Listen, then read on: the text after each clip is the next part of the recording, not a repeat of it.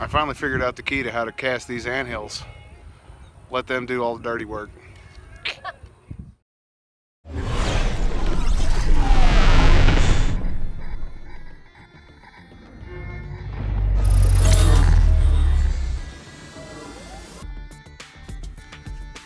The day starts as Denise's daughter, and our buddy Matt unload the truck. We got a couple of anthills picked out and a bunch of metal on hand, and we're gonna cast us a couple anthills.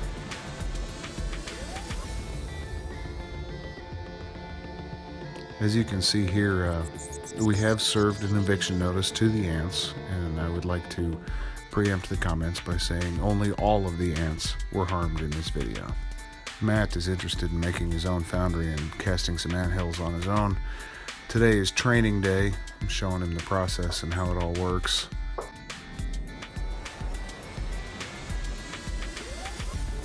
As usual, we wrap the anthill in sand to give ourselves a bigger target and continue to melt metal.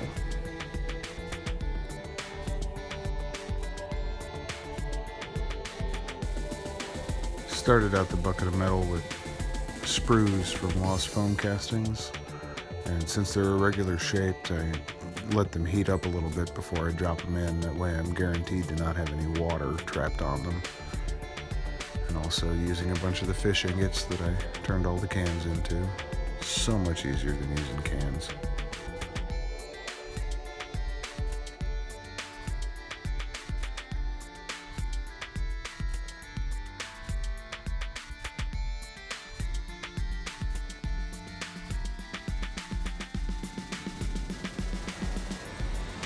Once we get a full pot, the lid comes off. Use my slotted steel spoon to take all the impurities and crud off the top of the metal. And then we go to pour a hill.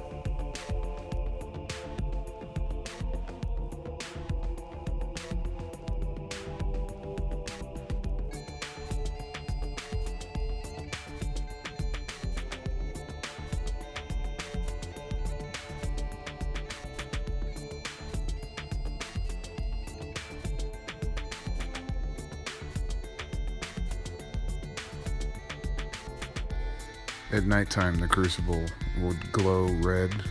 And if you look close, you can kind of see it. The camera doesn't pick it up too well during the day, but the melting temperature of aluminum is 1,221 degrees Fahrenheit or 660 degrees Celsius. So this crucible, it's hot.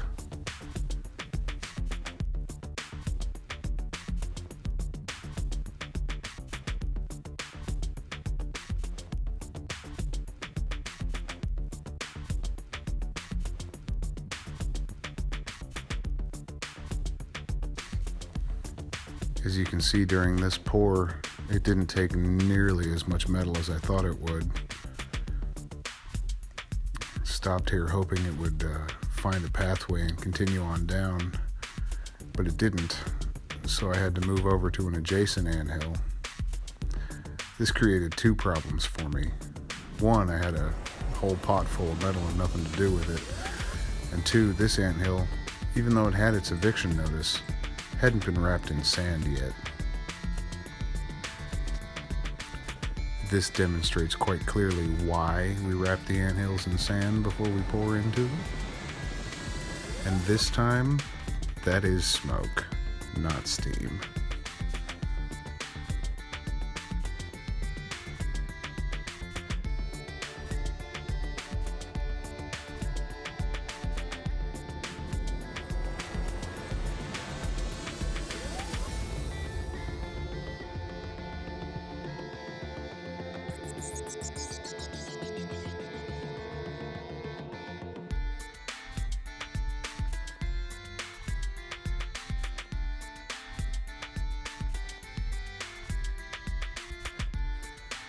As long as you're careful not to step or smack on any of the molten aluminum, it's quite easy to just tamp out the fires.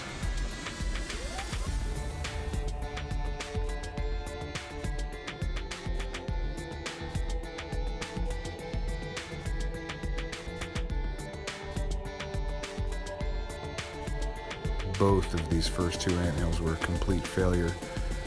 You see, we got a lot of neat looking chunks, but no big sculptures like what we're going for. So, back to the melter. Refilled it with ingots, and same process. When it's full, de-dross, go to pour.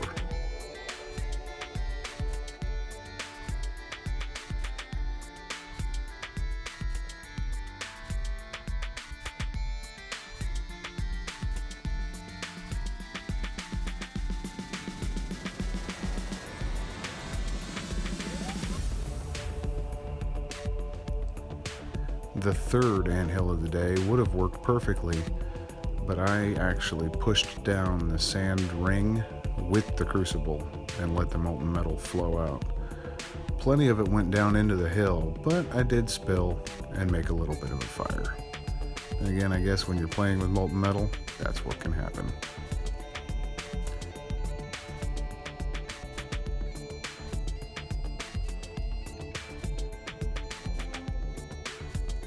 The third casting was much more successful. Went down about 2.5 feet. Looks like it's going to be a good one.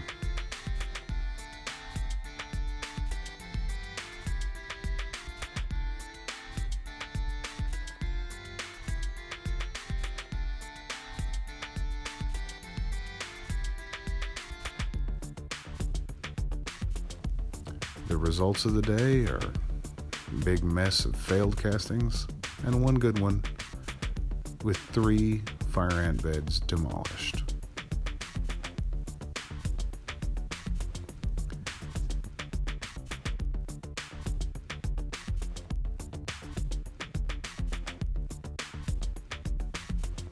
Take the good one home and break out the garden hose.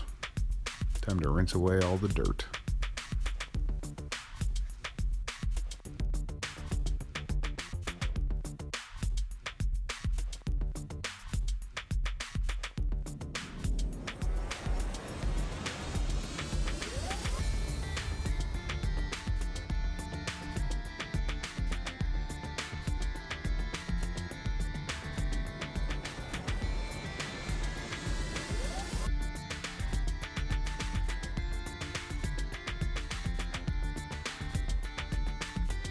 We captured a rock inside the casting, so you can imagine down in the ant nest, they had rock walls on a few of their tunnels.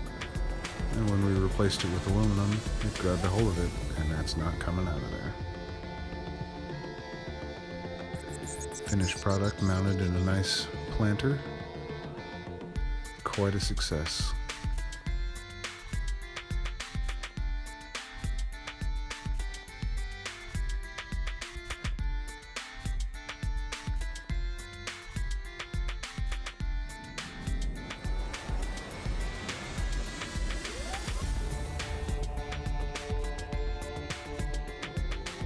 I even took one of the little failed bits and made a little one, just because I can.